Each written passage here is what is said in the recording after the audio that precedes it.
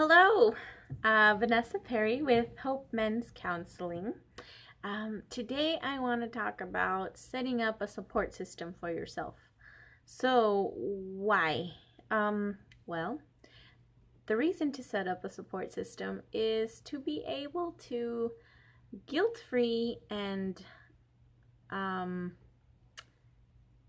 smartly be able to get help from people without feeling like you're overburdening them or that you have no options. So, when you are a mom, pretty much all the time when you become a mom, whether you just got pregnant or you just had a baby or you have 6 babies, life gets overwhelming. So in order for you to cope better and to avoid just, any sort of red flags like postpartum depression or anxiety or any kind of thing, we want to be preventative and set up a support system for ourselves. So it's important to think of the people in your life. So we're going to do this right now. If you want to get a pen or a paper and scribble these things down, or just remember them, I'll give you a few minutes. No, not a few minutes, a few seconds to go and get a pen if you want it, piece of paper.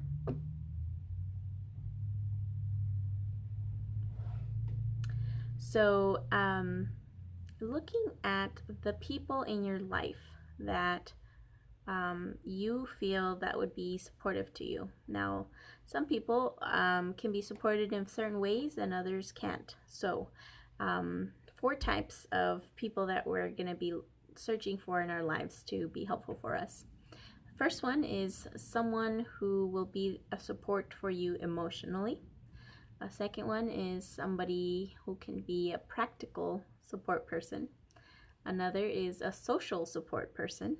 And of course, informational person for the last option. So in looking for somebody who can give you some emotional support is someone who you can openly share your thoughts and your feelings with without judgment, without knowing that they might criticize you or put you down for something or not understand and just be like, get over it. So somebody who makes you feel better about yourself. So, for example, a person you can talk to about how frustrated your child makes you feel every time you're trying to put them to sleep and they will not sleep. Or someone who you could be like, ugh, being a mom sucks. It's tiring and I stink right now and I gave my children cereal, the sugary kind, so they would leave me alone for just 10 seconds so I could look on my Facebook this morning. So that is someone that can give you emotional support, someone who will hear you out and not judge you for it, and maybe join you and be like, I know, me too. Or maybe just someone who will be like, yeah, that sounds really bad. I'm so sorry that you're having to go through that. So think of somebody right now in your life who you think that might be and jot it down or store it in the memory bank. Now, the second type of support person that you want to have on your team is somebody practical that will give you practical support. So someone who can help you with household chores, running errands, providing childcare. It's different for everybody, who you can trust to do that. Or maybe somebody who can't really provide any other supports, but this one they can. A person that you can ask to just come over for a couple of hours so that you can nap, if you have a new baby, or who can cook dinner for you, and just accept the help. It might not be perfect or to your liking or what you would prefer, but this is what they're doing, is supporting you for your bare minimum basic needs. Or if you have older children, have someone come help them with homework so that you can get something done around the house. So that is the second type of person, somebody who can give you practical support.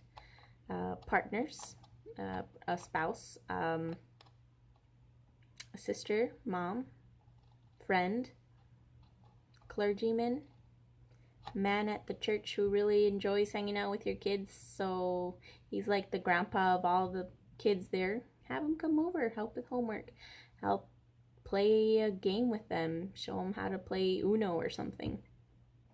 So the next type of support that you want to look for is somebody who can give you social support. So this would be like a group where you can feel like you belong, a group that are, other moms that are kind of in the same age range of your children, or going through the same thing. Maybe if you've suffered a loss, a miscarriage, stillbirth, a support group that can help you, or someone who's been there before. If you have little kids, moms who would know what you're going through.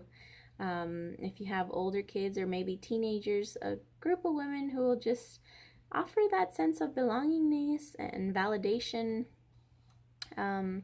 So some examples would be,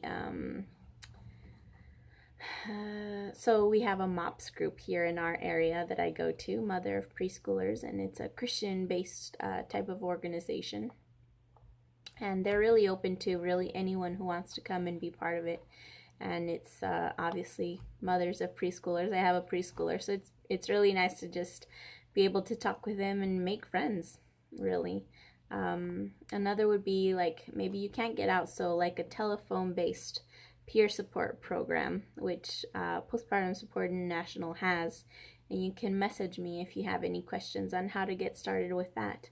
An online chat group. There are also private Facebook pages that are available for you to have that sense of social connection with somebody out there in the same battle as you.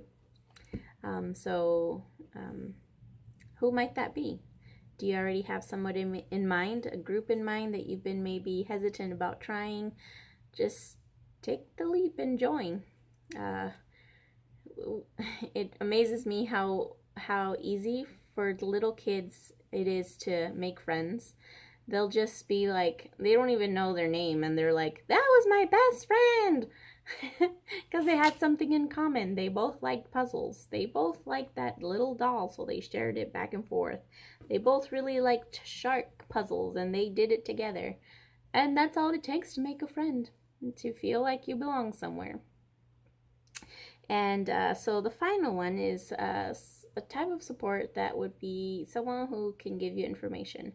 Informationals. A lot of times, as moms, you find yourself asking, what is this? Why is this happening? How do I deal with this? What? Nothing like this ever happened with my first or second or third. What is this? So a source of reliable, effective advice or information would be awesome. What does that look like?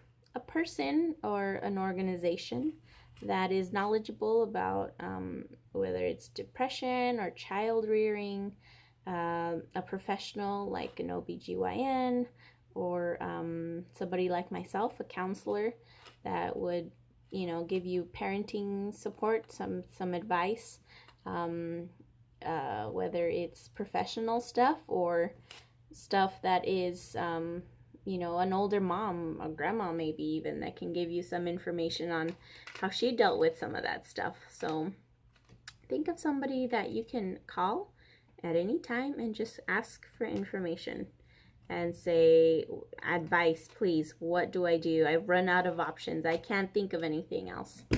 So I hope this was helpful in being able to create that support system. A lot of times we feel that when when somebody says, oh, you need support, you feel like, oh, I don't know how I can ask for help. But a lot of times people themselves will kind of ask for what part of these types of support they can be there for you. You will have the person who can give you emotional support, the type of people who will give you the social support, someone who can give you practical support, and someone who will give you informational support. I hope this was helpful. Please like my page, and if you are looking for any resources in your area, I can definitely help you find those. Feel free to email me at hopemens@gmail.com.